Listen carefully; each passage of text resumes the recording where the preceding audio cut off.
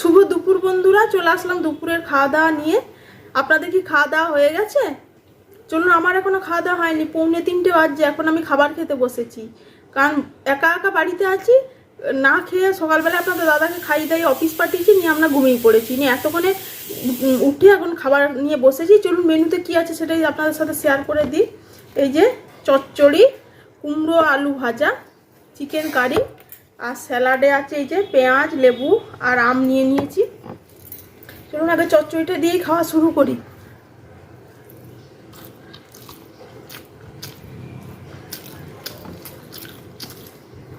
এই চচ্চড়িটা খেতে আমার ভীষণ ভালো লাগে, জানেন।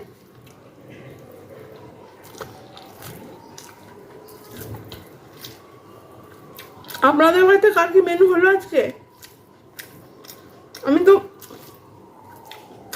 ওই যে বললাম, শরীরটা কদিন ধরে ভালো যাচ্ছে না, নিয়ে ভেবেছিলাম সবজি কেটে রেখেছি, জানেন, হেসে মরে যাবে। কচু আলু কেটে রাখলাম যে মাছের ঝোল বানাবো কচু আলু দিয়ে।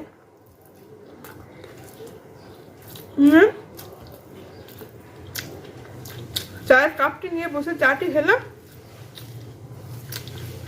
মোবাইলটা নিয়ে একটু বসেছি, না মোবাইলটা রেখে কখন ঘুমিয়ে পড়েছি বুঝতেই পারিনি। বাড়িতে কেউ না থাকলে যা হয়, একটা শরীরটাও খারাপ, জানেন, কদিন ধরে একদম শরীরটা দিচ্ছে না। আপনাদের দাদা তো সকালবেলা চিৎকার করলো, পারছো না যখন, তখন বললাম আমি ডাক্তার দেখাচ্ছি, এখানে দেখিয়ে নাও। কাল যখন ডাক্তার দেখাতে গেলাম, ও আমাকে বললো দেখিয়ে নাও দেখিয়ে নাও, আমি বললাম যে না,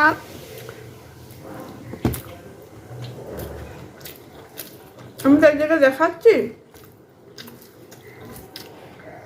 সেখানে আমার আবার চেক আপ আছে এই মাসের লাস্টে, তো সেখানে যেই দেখাবো, আবার এখানে দেখাবো নতুন করে।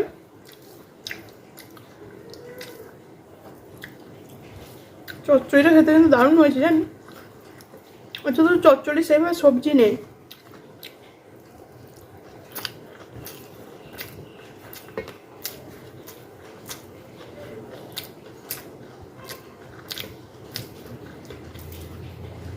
যে কোনো চচ্চড়ি, ঘন্ট, এগুলো খেতে আমার ভীষণ ভালো লাগে, জানো। সে কলমি শাকের ডাঁটাগুলো ছিল, অতগুলো ডাঁটা কি হবে, একদিনে রান্না করলে শেষ হয়? শাকটা তো একদিনে পুরো শেষ করে দিয়েছি, ডাঁটাগুলো পড়ে আছে, সেগুলোরই চচ্চড়ি বানালাম।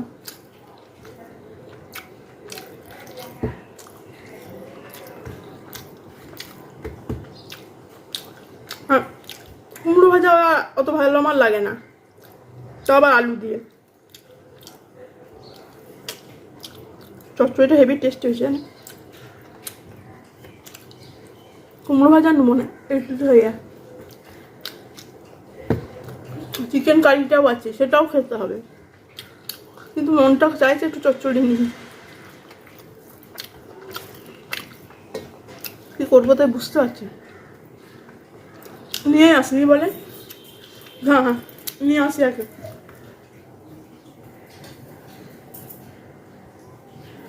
ওই যে চচ্চড়ি এটুকুই ছিল, নিয়ে চলে আসলাম। এটুকু থাকা আবার ফেলেও দিতে হবে, নষ্ট একা।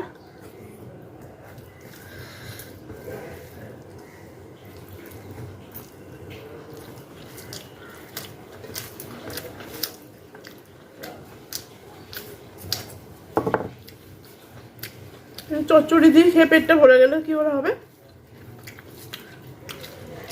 বাকি খাবারগুলো কি করে খাবো?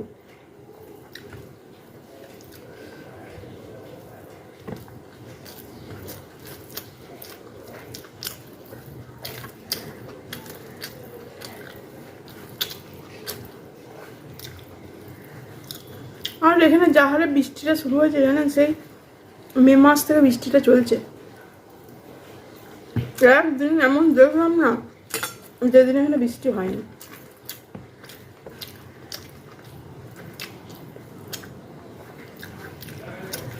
চচ্চড়ি দিয়েই খেয়ে পেট ভরছে, তারপর আবার ঘুম থেকে উঠে এসে খাচ্ছি।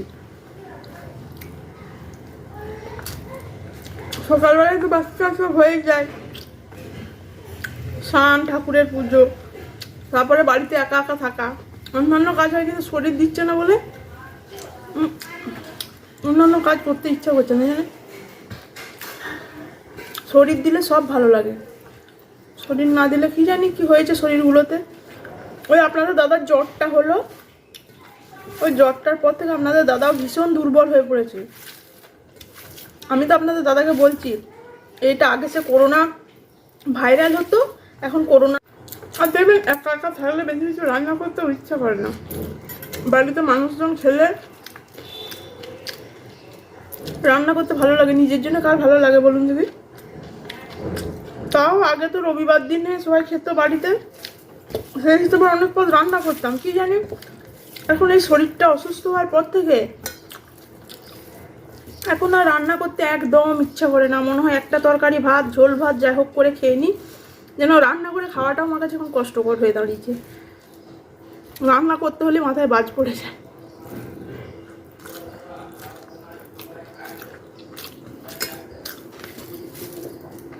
এমনি করে কি চলতে পারে বলেন দিদি? সংসার একটা। আপনাদের দাদা বলছে শিওর, তাহলে তোমার মনে হচ্ছে আবার হিমোগ্লোবিন কমে গেছে, তাই তোমার এরকম পরিস্থিতি হচ্ছে।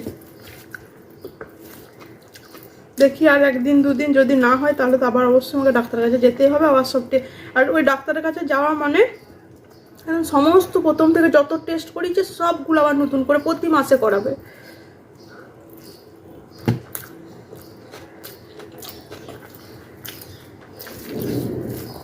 একদম ধরা 11,000 টাকার টেস্ট, সমস্ত টেস্ট মিলে 3 মাস 4 মাস করাচ্ছি তো দেখতে পাচ্ছি তো প্রত্যেক মাসে অতগুলোর করে টেস্ট।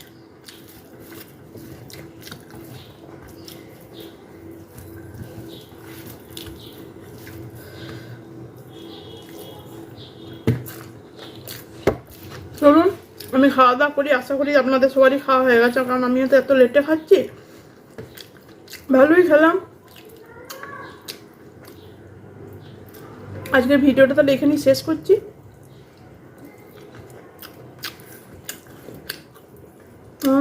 আমটা বাকি আছে, ওটা খাবো।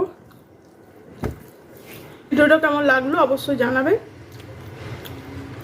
আজ তাহলে এটুকুই, শুভ দুপুর, আবার দেখা হবে পরে অন্য কোনো ভিডিওয়ে। সবাই ভালো থাকবেন, সুস্থ থাকবেন, ধন্যবাদ।